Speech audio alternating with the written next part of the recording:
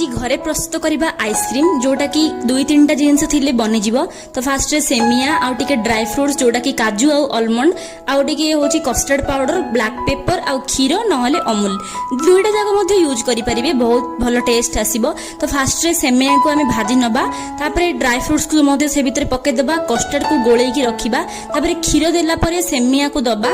सेमियाटा अल्प कुक हैला परे क्षीर सहित तापरे आमे माने जेमति कि 50% कुक हैला परे आमे कस्टर्ड पाउडर को जो गुळे की रखितले सेटा को देई दबा। तापरे आमे ब्लैक पेपर पाउडर लास्ट रे देई की ताको ठंडा हवा ପାଇଁ ଛାଡି ଦବା। ठंडा हैला परे जो गरम थिबो, गरम रो बेले ठंडा हे जिवो, हेते बेले माने जो कॉफी किंबा चा जो पियंती कप अछि प्लास्टिक रो सेडा रे करि परिबे। घरे जो ग्लास थाए सेडा रे मध्य करि परिबे। बहुत ही बढ़िया आ टेस्टी सेफ रे बाहरिबो, जोडा कि मु आउ गोटे वीडियो रे मध्ये ऐड कर देथिली, एडा रे नाही। तो निश्चय भाबरे बनांतु आ एन्जॉय करंतु।